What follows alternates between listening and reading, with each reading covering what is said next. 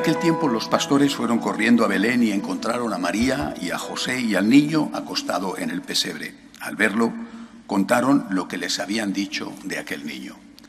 Todos los que lo oían se admiraban de lo que les decían los pastores, y María conservaba todas estas cosas, meditándolas en su corazón. Los pastores se volvieron dando gloria y alabanza a Dios por lo que habían visto y oído, todo como les habían dicho.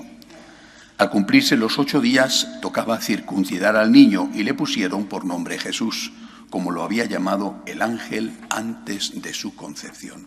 Palabra del Señor. Hoy celebramos la solemnidad de Santa María, Madre de Dios. Es la mejor manera, la manera más dulce de comenzar el año. Creo que es un día en el que todos estamos llenos de alegría, como lo estamos, no solamente porque empieza el año, sino porque nos ponemos bajo la protección de la Virgen María. Lo primero que hay que decir es que en esta fiesta no solamente recordamos a María como Madre de Dios, sino que recordamos que Jesucristo es Dios. En el año litúrgico, en el calendario a lo largo del año, tenemos distintas fiestas del Señor y de la Virgen. Por ejemplo, la resurrección de Cristo, su natividad, la ascensión del Señor a los cielos. Celebramos la fiesta de Cristo Rey, celebramos la fiesta del Sagrado Corazón de Jesús, Jesús sumo y eterno sacerdote, pero no hay ningún día en que celebremos que Cristo es Dios, excepto hoy. Y lo hacemos de forma indirecta, es decir, estamos diciendo que María es Madre de Dios porque estamos diciendo que Jesucristo, Hijo de María, es verdadero hombre, Hijo de María, pero también es verdadero Dios, Hijo de Dios. El origen de esta fiesta está en una polémica, como en muchas de las proclamaciones de nuestra fe. Año 428, es nombrado patriarca de Constantinopla Nestorio. El cristianismo llevaba poco más de 100 años en libertad, y en esos 100 años habían sido muy movidos, se habían producido ya varios concilios y se había discutido ya acerca de la naturaleza de Cristo. Pero en ese momento, en el año 428, Nestorio entra en una discusión que se suscita en su ciudad, Constantinopla, que era la capital del Imperio Romano de Oriente, entra en una discusión a propósito de si María es Madre de Dios o solamente es Madre de Jesús como hombre, de tal forma que hay 2 personas distintas y no una sola. La persona divina, la persona humana. María sería solo madre de la persona humana. Entonces Nestorio, repito, con un importante cargo, patriarca de la segunda ciudad del imperio, Nestorio dice que no se puede llamar a María Theotokos, Madre de Dios, sino que hay que llamarla Christotokos, Madre de Cristo. Inmediatamente se monta un gran escándalo, un gran revuelo. Y en solo 3 años, año 431, se convoca un concilio en la ciudad de Éfeso, donde se va a discutir si de verdad Cristo es Dios, si hay una sola persona, la divina, con 2 naturalezas, o si por el contrario son 2 personas distintas, cada una con su naturaleza. Si María es Madre de Dios o si María es solo Madre del hombre Jesús. Me llama la atención que en menos de 3 años se convoque un concilio y se resuelva este gravísimo problema, cuando hoy, por desgracia, resulta que tenemos, pues como estamos viendo, durante décadas, herejías que funcionan sin que nadie haga nada. Pero en aquella época eran así de rápidos, aunque no había medios de comunicación como los que tenemos hoy. Concilio de Éfeso. El sitio no podía ser mejor elegido, entre otras cosas, porque Éfeso, que era una ciudad bellísima, aún hoy, si alguno ha estado allí, seguro que estará de acuerdo conmigo, es la 3ª ciudad romana en conservar sus ruinas mejor. Roma, Mérida, en Extremadura y después Éfeso. Una ciudad extraordinaria, pero sobre todo allí había vivido la Virgen María. Allí había vivido María, había estado con San Juan cuando San Juan la saca de Israel para protegerla. Allí había vivido la Virgen, allí había predicado también San Pablo, recordemos la carta a los Efesios, y había una memoria viva de la Virgen. El pueblo la quería.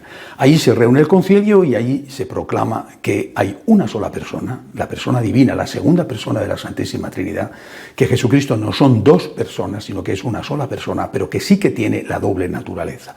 Naturaleza divina, naturaleza humana. La naturaleza divina ligada a la persona divina y la naturaleza humana que adquiere en el seno de la Virgen María. Por lo cual podía llamarse a la Virgen en propiedad Madre de Dios, porque Jesucristo era una sola persona. Bien, Jesucristo es Dios. Esto, junto con que María es Madre de Dios, es lo que hoy proclamamos en este día 1 de enero.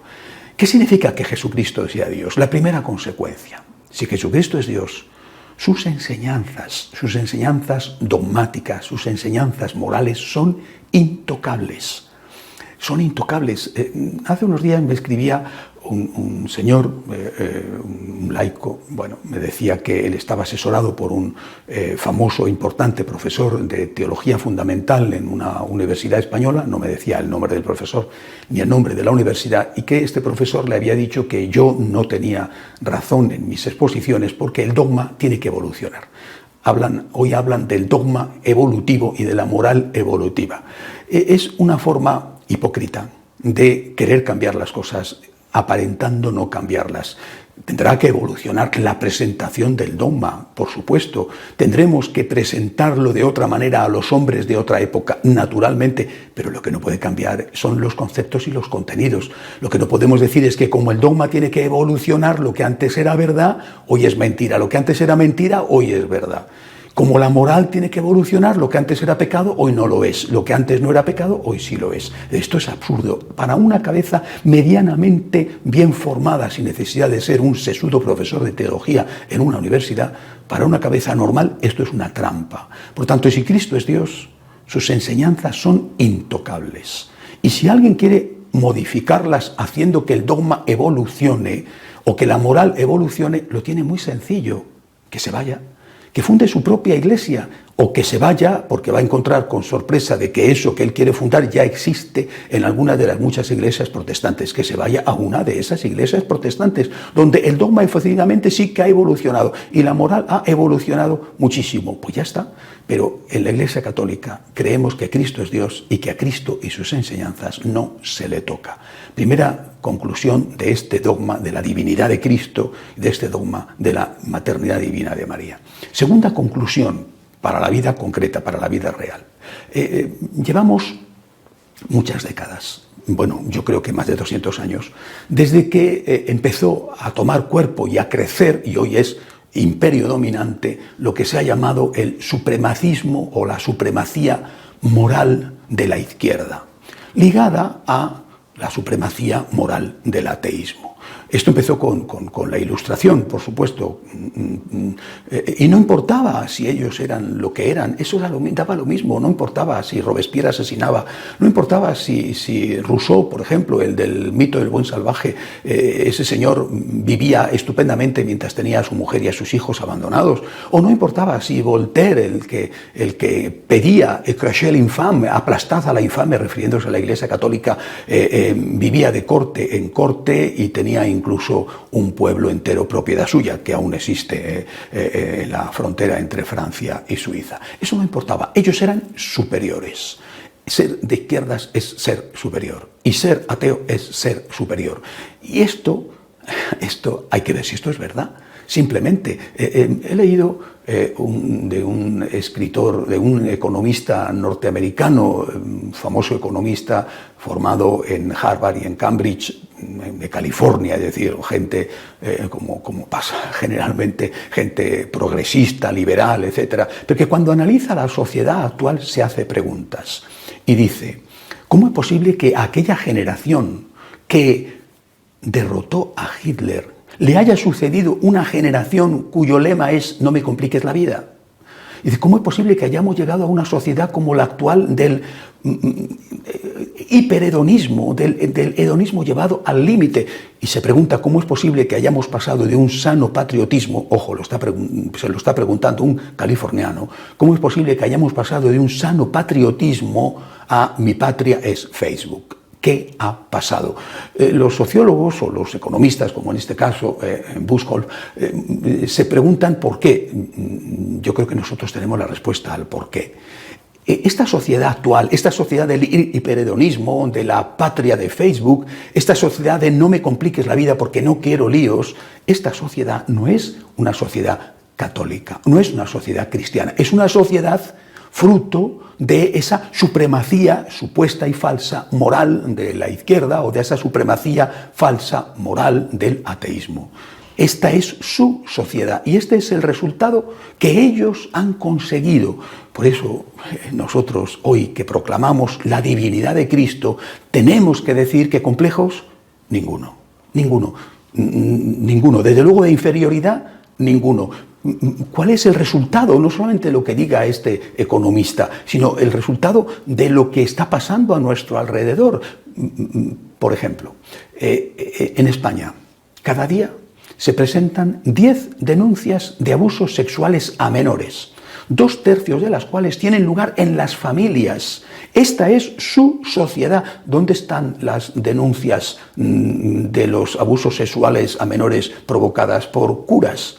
Alguna, por desgracia, hay, pero repito, en España cada día 10 y ninguna, o prácticamente ninguna, es una denuncia contra un cura, contra una monja. Y sin embargo nosotros los curas somos los que tenemos la fama de que somos abusadores de niños. Es todo publicidad. Ellos han corrompido la sociedad y sin embargo ellos son los que se presentan como los supremacistas. Repito, complejos ninguno, pero desde luego de inferioridad en absoluto. Estamos viviendo en la Iglesia un momento realmente muy bajo. Creo que estamos tocando fondo.